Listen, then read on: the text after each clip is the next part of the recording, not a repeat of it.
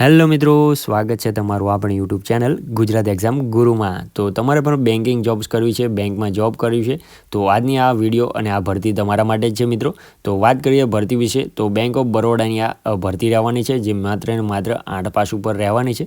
અને એની સાથે એ પણ મજાની વસ્તુ એ છે કે કોઈ પણ પરીક્ષા વગર okay no exam government job રહેવાની છે તમારી। કોઈ પણ પરીક્ષા વગર તમારે બેંક ઓફ બરોડાની અંદર જોબ રહેવાની છે। પગાર પણ સારો એવો છે, 12,000 થી 30,000માં તમને પગાર મળવાનો છે। તો જાણી લેજો, વિડીયો સ્કીપ ના કરતા કે કઈ પોસ્ટો પર વેકન્સીઓ છે, તેને માટે તમને પગાર કેટલો આપવામાં આવશે, તેના માટે તમારે એજ ક્વોલિફિકેશન શું રહેશે, એ સંપૂર્ણ માહિતી આપણા વિડીયોની અંદર લઈ લેવાના છે મિત્રો। તો વિડીયો સ્કીપ ના કરતા અને એન્ડ સુધી જોતા રહેજો, જેથી કરીને તમને સંપૂર્ણ માહિતી મળી જાય મિત્રો। તો આના માટે તમારે એક ફોર્મ ભરવાનું રહેશે ઓફલાઈન, જે તમે જાતે પણ ભરી શકો છો અને આપણે પણ ભરી આપીએ છીએ। તો એના વિડીયોના ડિસ્ક્રિપ્શનમાં વોટ્સઅપ અને ટેલિગ્રામ ગ્રુપની લિંક આપેલી છે, ત્યાંથી વોટ્સઅપ ગ્રુપમાં જઈને મારો પર્સનલ નંબર છે, ત્યાંથી મને કોન્ટેક્ટ કરી શકો છો અને હું તમને ઘરે બેઠા ફોર્મ ભરી આપીશ। તો વધુ ટાઈમ તમારો નહીં લઉં, આપણે સંપૂર્ણ માહિતી આપણે સ્ટેપ બાય સ્ટેપ લઈ લઈશું। તો ચાલુ કરી દે આજનો આપણો વિડીયો અને આપણી ચેનલ માટે એક લાઇક, શેર અને સબસ્ક્રાઈબ અવશ્યથી કરી દેજો મિત્રો। તો ચાલુ કરી દે આજનો આપણો વિડીયો। હેલો મિત્રો, તો ફટાફટથી વાત કરી લઈએ આપણે ઓવરવ્યૂની। તો સૌથી પહેલાં ઓર્ગેનાઇઝેશન એટલે કે ભરતી સંસ્થાની વાત કરીએ મિત્રો, તો બેંક ઓફ બરોડા દ્વારા આ ભરતી યોજાઈ રહી છે મિત્રો। પોસ્ટની વાત કરીએ તો વિવિધ પોસ્ટો છે, 2 થી 3 પોસ્ટ છે। આગળ ડિટેલમાં જોઈએ છે કઈ પોસ્ટ છે, તે કઈ પોસ્ટ માટે તમને સેલેરી શું મળવાની છે અને તેના માટે તમારે એજ્યુકેશન ક્વોલિફિકેશન શું રહેવાનું છે, એ સંપૂર્ણ માહિતી આપણે સ્ટેપ બાય સ્ટેપ લઈએ છીએ। વેકન્સીઓ કેટલી છે એ પણ આપણે જોઈ લઈશું કે કઈ પોસ્ટ વાઇઝ કેટલી વેકન્સીઓ છે। અને મોડ ઓફ એપ્લાયની વાત કરીએ તો ઓફલાઈન છે, તમારે ઓનલાઈન ફોર્મ ભરવાના નથી, ઓફલાઈન જ ફોર્મ ભરવાના રહેશે। કેવી રીતે ભરવાના રહેશે એ પણ ડિટેલમાં જણાવી દઈશ કે તમારે માત્ર એક ફોર્મ ફિલઅપ કરી અને તમારા ડોક્યુમેન્ટ અટેચ કરી અને એડ્રેસ પર મોકલવાનું રહેશે। કયા એડ્રેસ પર મોકલવાનું રહેશે એ સંપૂર્ણ માહિતી તમને ડિટેલમાં સ્ટેપ બાય સ્ટેપ આપું છું। ટૂંકમાં તમને આ વિડીયો જોયા પછી કોઈ પણ જાતનો ક્વેશ્ચન નહીં રહે એની ખાતરી આપું છું મિત્રો। જોબ લોકેશનની વાત કરીએ તો ગુજરાતની અંદર જ તમારું જોબ લોકેશન રહેવાનું છે। અને સેલેરીની વાત કરું તો 12,000 થી 30,000 તમારે આની અંદર સેલેરી રહેવાની છે।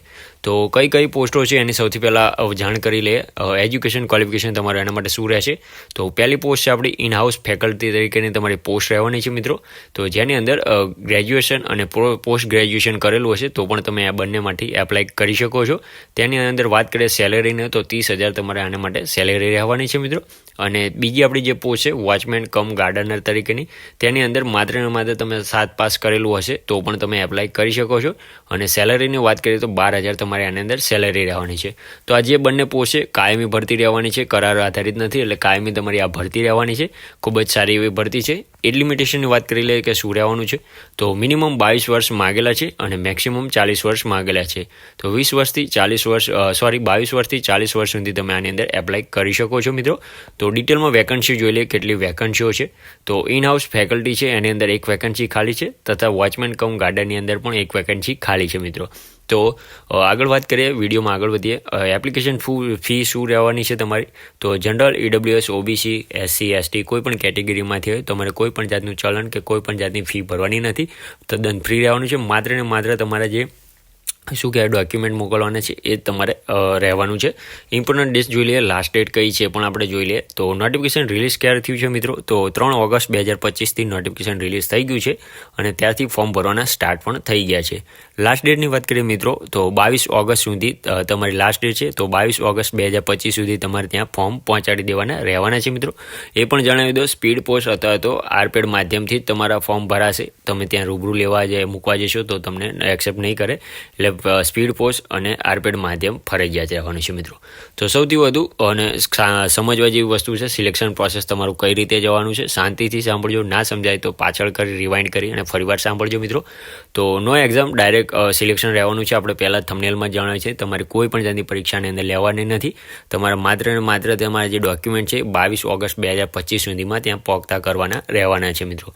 એડ્રેસ શું છે, તો બરોડા સ્વરોજગાર વિકાસ સંસ્થાન એટલે કે BSVC RCT, સુરત નવી પારડી, કામરેજ સુગર ફેક્ટરીની સામે, મુંબઈ અમદાવાદ નેશનલ હાઈવે, તાલુકો કામરેજ, જિલ્લો સુરત, 394 150। ઓકે, તો આ એડ્રેસ ઉપર તમારે જે ડોક્યુમેન્ટ છે મોકલવાના રહેવાના છે। શું ડોક્યુમેન્ટ મોકલવાના છે, રિઝ્યુમ અથવા તો CV તમે જે પણ કહેતા હોય, માર્કશીટની ઝેરોક્ષો મોકલવાના રહેશે, જે પોસ્ટોમાં તમે એપ્લાય કરતા હોય એવી રીતે મોકલવાની રહેશે.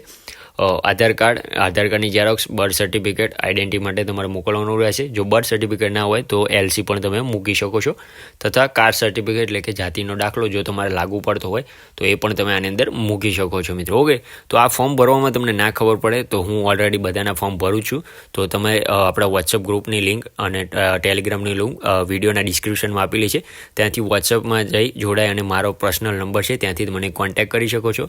જો તમારે ફોર્મ ભરવો હોય તો હું ભરી આપું છું. આની આગળની પણ જે આપણી ભરતી હતી એમાં પણ ઘણા બધા ફોર્મ ભરેલા છે અને હું ફોર્મ ઘરેથી ભરી આપું છું. તમારે માત્ર ને માત્ર તમારા ડોક્યુમેન્ટ મોકલવાના રહેશે તો હું તમને ફોર્મ ઘરે બેઠા ભરી આપીશ. ઓકે, તો ખૂબ જ સારી એવી ભરતી છે. મળીએ નવા વિડીયોમાં નવી ભરતી સાથે. ત્યાં સુધી આપણી ચેનલને લાઇક, સબસ્ક્રાઈબ અને શેર અવશ્યથી કરી દેજો અને વોટ્સઅપ અને ટેલિગ્રામ ગ્રુપમાં પણ જોડાઈ જજો, જેથી કરીને તમને આવી ભરતીના અપડેટ સૌથી પહેલાં મળતા રહે વિડીયો. તો મળીએ નવા વિડીયોમાં નવી ભરતી સાથે. ત્યાં સુધી જય હિન્દ, જય માતાજી મિત્રો.